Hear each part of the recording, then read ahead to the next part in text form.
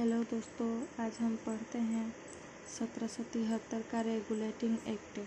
बंगाल के गवर्नर को बंगाल को गवर्नर जनरल का नाम दिया गया तथा मद्रास एवं बम्बई के गवर्नर को भी बंगाल के गवर्नर जनरल के अधीन कर दिया गया।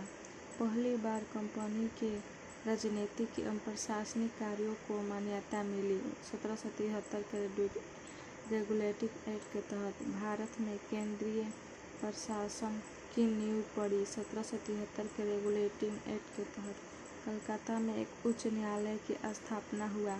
1773 के रेगुलेटिंग एक्ट के तहत हुआ, लेकिन हुआ 1774 ईस्वी में, जिसमें एक मुख्य न्यायाधीश थे, उनका नाम एलिजा इम्पे थे तथा 3 अन्य न्यायाधीश थे, चैम्बर्स, लेमेस्टर व हाइडे। न्यायाधीश 3 अन्य थे, एक मुख्य थे। अंग्रेज अधिकारियों के निजी व्यापार तथा उपहार रिश्वत लेने पर प्रतिबंध हो गया। 1773 के रेगुलेटिंग एक्ट के तहत पढ़ते हैं 1784 का पिट्स इंडिया एक्ट। इसका उद्देश्य कंपनी द्वारा अधिग्रहित भारतीय राज्य क्षेत्रों को ब्रिटिश क्राउन के अधीन लाना था। गवर्नर जनरल के परिषद सदस्यों की संख्या 4 से घटाकर 3 कर दिया गया। 1784 के एक्ट के तहत पिट्स इंडिया एक्ट के तहत प्रांतीय परिषदों के सदस्यों की संख्या 4 से घटाकर 3 कर दी गई। दोहरे शासन का प्रारंभ हुआ। 1784 के पिट्स इंडिया के तहत कंपनी के राजनीतिक मामले बोर्ड ऑफ कंट्रोल के माध्यम से सम्राट के नियंत्रण में आ गए, जबकि व्यापारिक मामले पर बोर्ड ऑफ डायरेक्टर नियंत्रित हो गया। 1793 के चार्टर एक्ट।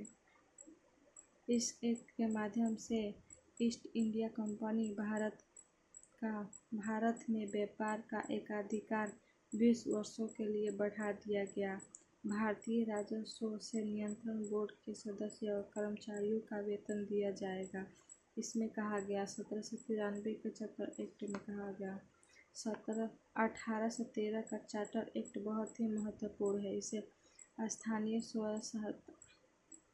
स्वायत्तशासी संस्थाओं को करारोपण का अधिकार दिया गया। कंपनी को अगले 20 साल के लिए भारतीय प्रदेशों तथा राजस्व पर नियंत्रण का अधिकार दिया गया।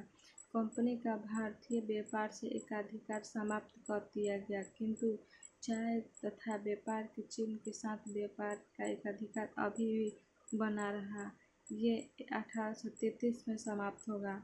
ईसाई मिशनरियों को भारत में धर्म प्रचार कार्य करने की अनुमति दी गई। शिक्षा पर 1 लाख रुपए खर्च करने का उपबंध किया गया। 1813 से चाय और चीनी के साथ व्यापार बना रहा 1813 तक, लेकिन 1833 में जाके ये भी चाय और चीनी का एकाधिकार खत्म हो जाएगा।